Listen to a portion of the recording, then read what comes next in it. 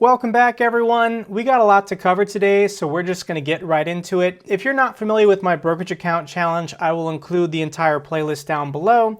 But basically, it's me versus a total stock market index fund. I'm trying to double my money this year by selling contracts and swing trading, but at the very least, I have to outperform that total stock market index fund.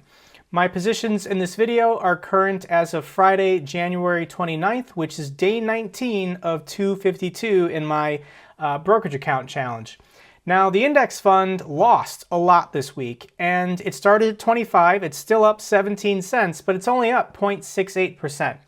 Now, I am down $39 or about 0.2%. However, I've closed the gap. I've gotten the closest to the index fund that I've been in the last month. So I'm confident that if the market recovers this week, I will overtake the index fund and I will be ahead potentially by next week or the week after that. And this week was a doozy. From our high on January 25th, the S&P 500 is down 3.66%. Now, why is this? It's not rocket science. Instability, well, one, it was earnings week, which is always a little volatile. But two is this situation with GameStop. This is real. If you haven't seen my last video talking about the GameStop crisis, check that out. But basically what's happening is there's a lot of short sellers, hedge funds or fund managers who are shorting companies that were not doing well. However, their positions are no longer safe. If Redditors are going to team up and go after these short sellers to squeeze them out, then a lot of serious dollar investors have to exit their positions now. They need to sell. They need to buy back the stock and close their short positions. Otherwise, they could get squeezed out just like GameStop. So what's happening now is these large fund managers are selling off their profitable stocks. They're selling off their money makers in order to buy back the stock of these terrible companies. They're not terrible. They're just not doing well currently. So, the memes the last week have been phenomenal. I've been enjoying them. If you guys want to send me some memes, I will appreciate that. But once again, profitable, favorable positions are being sold off to cover their shorts in unprofitable companies. So Amazon down 4% from its high, Facebook down 9% from its high, Microsoft down almost 3% from its high, Tesla down 5%, and Apple down 3.74% when they just announced that they did $100 billion, over $100 billion in revenue in one quarter. This is the world's largest company, and their sales are insane. Now, the fourth quarter is always their best, because that's when they release their new iPhone. But it's crazy that a company with a market cap of over $2 trillion is starting to look undervalued again. And it's hard to say what impact GameStop had on it, because this is Wednesday when they announced their quarterly earnings, and the GameStop phenomenon kind of triggered, well, it was kind of the whole week, but this became national news on Thursday, which is when this sell-off occurred, and then it just kind of kept selling off. Will this continue next week? I don't know. I don't know what short sellers are trying to do.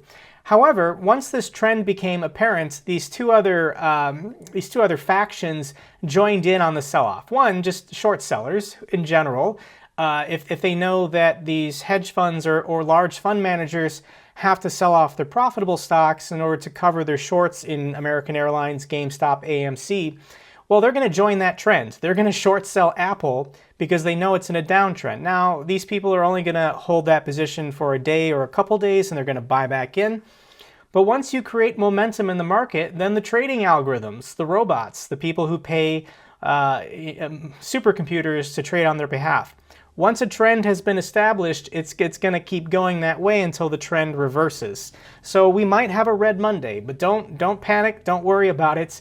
Once the short sellers close their positions and once people realize these profitable companies are undervalued, they'll jump back in and the trading algorithm robots will reverse the trend. As of my last update video, these were my positions on January 27th. If you want to pause the video, they have changed to these positions as of the close of Friday, January 29th. So let's go ahead and cover what's changed. And first thing I need you guys to notice is that I have officially gone negative. I'm on margin now. And I know margin for a lot of people is a very scary thing, and it's not bad advice to just say to avoid it. Only trade with money you have. Don't borrow money from your broker to gamble in stocks. I 100% support that position, so do as I say, not as I do. However, I personally feel comfortable going on margin. You know, if I'm negative 2,000, that's still less than 10% of my account is borrowed on margin. So I'm not worried about a margin call or anything crazy like that. Last year on my channel, I made 2 videos talking about explaining and demonstrating how to do margin. If you want to check out these videos, I'll include them down below. Your next question might be, how much does margin cost you? Because obviously you're borrowing money. Well, these are the interest rates for Charles Schwab, and I'm never going to borrow more than $25,000. So the effective rate that I'm paying for borrowing money currently is 8.325%. Now that's an annual APR. So if let's do an example and say I borrow $2,000 for 2 weeks. So 8.325% divided by 26, that's a 2-week period. That's an effective rate of only 0.32%. Multiply that by 2 grand. I'm going to pay $6 in interest if I can't get back above zero within 2 weeks. Now, borrowing 2 grand from my broker to make a swing trade position that earns me $100, I'll happily pay my broker $6 for the right to do that.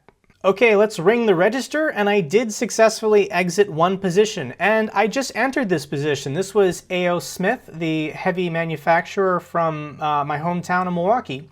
And as soon as I saw it go below that 100-day moving average line, I took a position, and the very next day it shot up huge. And I said to myself, well, that's what I was looking for. So I sold it the next day. It then immediately dropped back down below the 100-day moving average, but I'm out of money. I can't swing back into this stock. However, it's once again below the 100-day moving average. My cost basis was $1,938. I sold for a profit of $154.20, or a 7.9% gain in 1 day. That is really good. So I'm tracking all my profit and loss positions as of this year. This is the last trading day of January. So in January, I locked in a profit of $691. That doesn't count all the fractional share dividends I've been getting. And that's not good. I mean, I'm positive, which is nice, but if I want to double my money in 1 year and earn $25,000 this year, I basically need to be capturing a profit of 2 grand a month.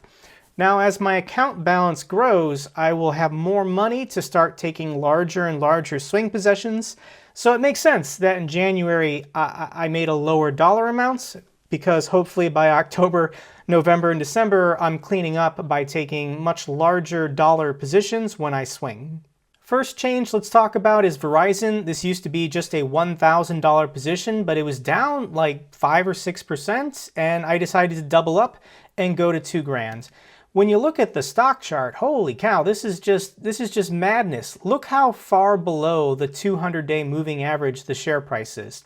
Now, Verizon is a very stable dividend stock. It's not a tremendous growth stock. I thought it was undervalued when I bought in, but it just kept going down. Once again, this could be because fund managers are selling off their stable dividend stocks to cover their shorts in unprofitable companies. So I'm confident more than ever in Verizon that somebody's going to see this and get it back up to at least that 200-day moving average. Next stock I took a position in is Johnson & Johnson, and I just swung out of this stock. However, it had a pullback. This is kind of what I was hoping for. So I sold when it shot up huge. It was all the way up here. And then for whatever reason, huge pullback. Once again, volatility this week. But it was right after they announced their vaccine trial results, which is very strange. And the vaccine, if you guys want to know, for Johnson & Johnson is traditional vaccine technology. So Pfizer and Moderna use CRISPR technology. Johnson & Johnson uses the old school, where they inject you with a weakened or dead form of the virus, and then your body picks it up, develops the antibodies, you develop immunity. So Johnson & Johnson's Johnson & Johnson's vaccine is less effective than Pfizer and Moderna. Only about 65, 67% effective against what's going on in the world. However, it's a one-shot dose. So for people to sell off on the news that the vaccine is not as effective as Pfizer or Moderna, that doesn't matter. People want this vaccine. One, because it's a familiar, traditional form of the vaccine. But two, in my opinion, this vaccine is excellent for schools and universities. People who are not high risk but should still be vaccinated. And it's only one dose. So if you're vaccinating elementary school kids. So Johnson & Johnson is going to sell 1 billion of these vials. This is going to be very in demand around the world. So I'm more confident than ever that Johnson & Johnson is going to have a great year. Next position that I updated is Synchrony Financial, and at one point I was down 7 or 8% from my cost basis, so I threw in another $1,000. So this is the largest position now that I've ever held in my swing challenge. My cost basis is $4,000. However, I reviewed the fundamentals of this company in a previous video. I'm very bullish on Synchrony Financial. And when you look at their pullback that they've had since January 20th, it's down 16%, 15.69. That to me is bonkers. And, the financial stocks, people are just cautious of them. However, in my opinion, the fundamentals are there, especially for this company. So if we look at their stock graph, it hit $40 and then it bumped off and went down. I think I bought close to 36, 37 initially. Kept going down, I bought more, kept going down, I bought more. That's what you do. It's now below the 100-day moving average, and even though this is my largest position ever, I'm not worried. I'm confident that this will rebound, and I'll get back to, I'll get at least a 5 to 10% profit off of this. Okay guys, I know you've been patient waiting for me to explain how to sell put options. So currently in my account, I've sold 3, Synchrony Financial, Citizens Financial Group, and AT&T. I did a recorded example of me buying that or selling that AT&T put contract. So if you want to watch that video, you can see me in the interface on Schwab step by step going through the chain and choosing the option I wanted to sell. But let's focus in this video on Synchrony Financial and CFG. And once again, watch my playlist if you want to go more in depth on how to buy and sell options. But I'm just going to give you the basics of what we need to know. And the reason why is because if you're a swing trader and you're waiting for the stock price to fall before you jump into that stock, you already have a dollar amount in your mind that you feel comfortable buying that stock at.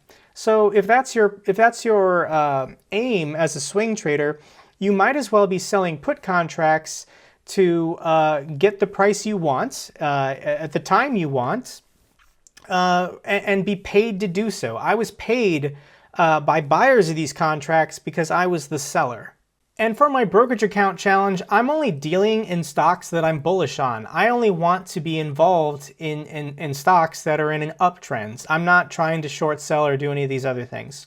Buying a call option I don't prefer that because I think people who buy options are on the losing end as far as probability and payouts. However, if you're a swing trader, then selling put options to swing into stocks that you were willing to buy anyways is a way of making extra cash. So let's go through all these numbers because I know it can be confusing when it shows up in your account. First thing you need to know is your quantity is -1. How can you have -1 of something in your brokerage account? The reason why is because you sold to open. You were the originator of this contract, you wrote it, and then you sold it to somebody else. So you're -1 of a contract before you can level out and be completely even in this position. And let's see here. Let's just go through it line by line. This right here is the expiration date. What I want to happen is for this contract to expire worthless out of the money and I just collect the premium. So if this contract has no intrinsic value, it's out of the money by February 19th, then it just evaporates. It expires worthless, out of the money, no intrinsic value. I get to keep the premium. The contract is worthless and gone. The number 35 is the strike price, and this is the price that I agreed to buy 100 shares from somebody else. So either somebody currently holds 100 shares and they're going to make me buy it for $35 a share, or they would do a market order for less than 35 and then force me to buy it at the higher price. That's how put contracts work.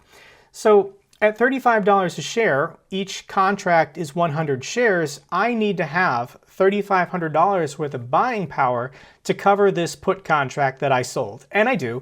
It's enabled through my margin lending by Schwab. Schwab's not charging me for this, but it stops me from having additional purchasing power that I would really actually prefer I had right now.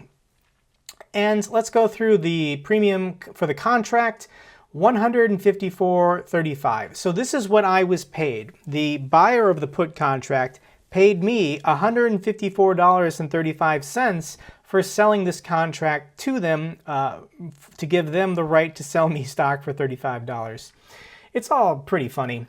However, I sold these contracts a week and a half ago, and then last week there was, one, the price keeps going down, but two, there was a lot of volatility.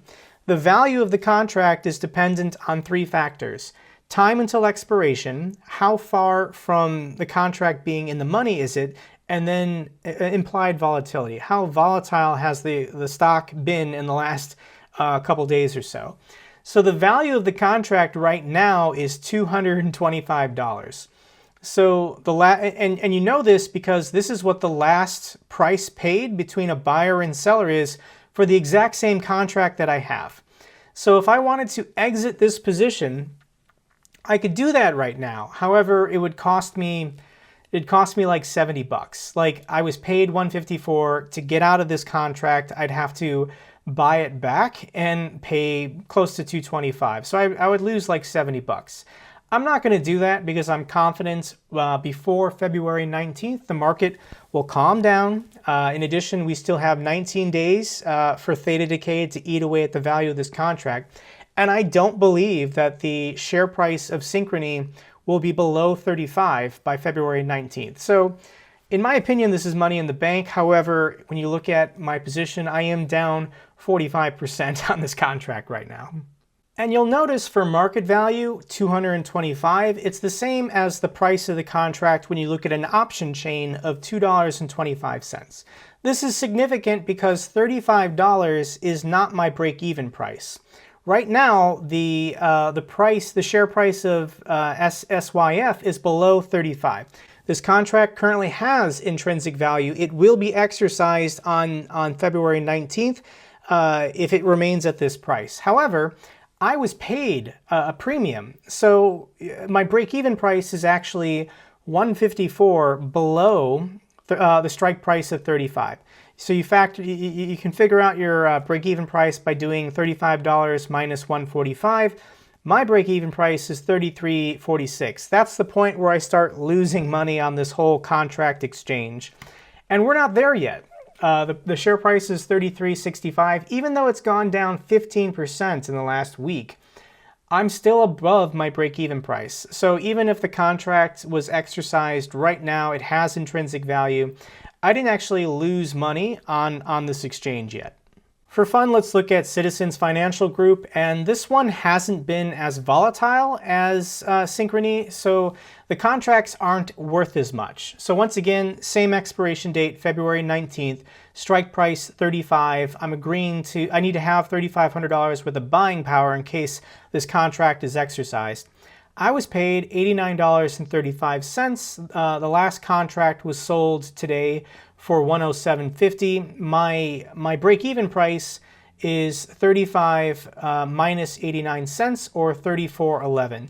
So currently CFG is above 35, so it has no intrinsic value. If it was February 19th today, this contract wouldn't be exercised because it's worthless.